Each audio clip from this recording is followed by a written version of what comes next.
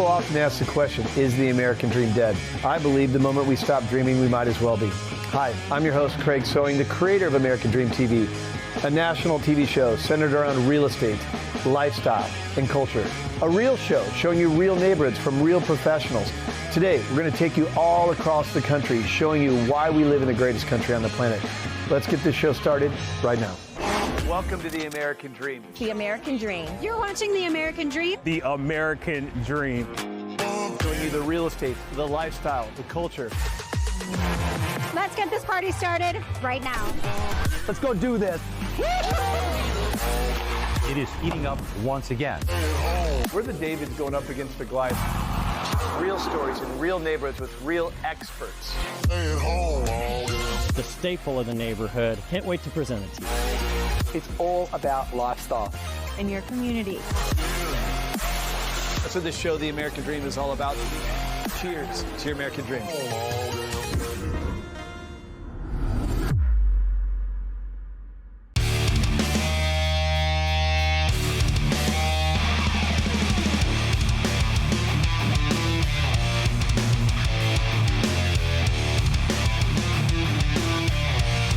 Ladies and gentlemen, welcome to the most anticipated matchup in American Dream history. Broadcasting live from Disciples of Gaming VR in North Kansas City and live from Triple Threat Boxing Gym in Colorado Springs, we bring you a battle for the ages.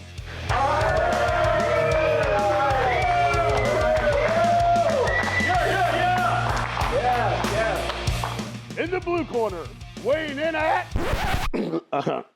Hailing from the heart of Kansas City, representing Disciples of Gaming VR, wearing Turner Boxing Academy colors, the host of the American Dream, Tanya, the Tornado Jones.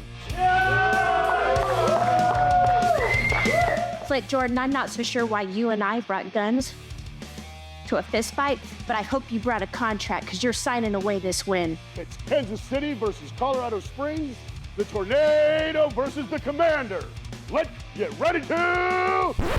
Edited for copyright infringement.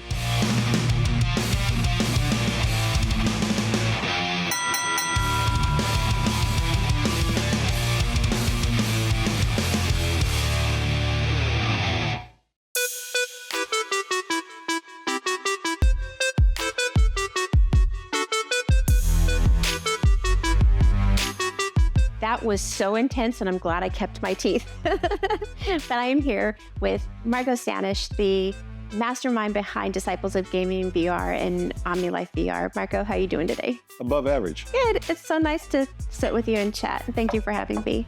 Marco, can you share the story behind Disciples of Gaming and how it evolved into Disciples of Gaming VR? So when the boys were young, they came to me and they wanted a game. And I'd heard so many negative things about it, I was like, no, because I want to be a good parent. And over time, they whittled me down and I agreed to bring it in and try it for a week. So we brought it into the home. 3 days of me testing it, they came up to me and they said, hey, Daddy, can we play? And I'm like, get away from me here, I'm testing this. Get back. I became a gamer. So I love the technology. However, I did not like the behavior of the guys I was playing with. So I came up with a gaming community called Disciples of Gaming. We have a code of conduct, no cursing, no trash talking, no disrespect, no racism, sexism, so on and so forth. You want your kids. Yes, and a rank structure. So similar to the military. So the more that the gamers follow the code of conduct and perform certain tasks within the community, they can rank up. And last I heard, the numbers was like 7,500 members nationwide.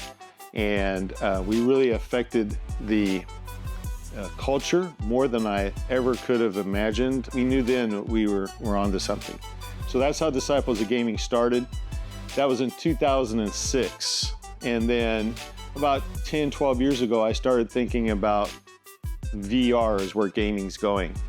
So I looked into it and I found out it's really not for gaming yet, because parents will not dump the thousands of dollars that's required to have competitive gaming.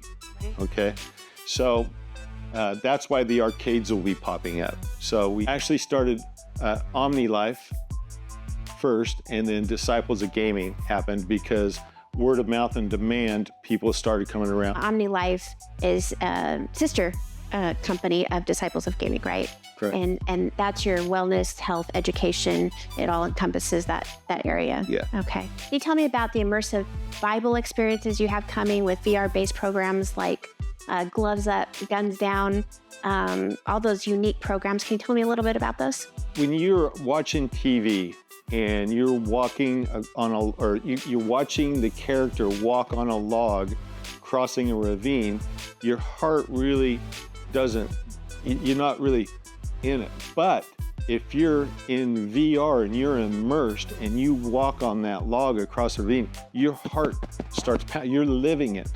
So that's why I want to do the Bible in VR. You're immersed in that world. It's more realistic. And can you imagine walking through the streets of Jerusalem with Paul the Apostle and you ask him a question and he answers biblically and theologically sound, or living Bible stories like Noah's Ark or the creation of, according to what Genesis chapter 1 through 15, the creation of everything and how spectacular it is. It would make people want to learn. Yes. Yeah. Yeah. That just to be immersed in an entire situation make you want to learn. It was small children, adults, whatever. Yeah.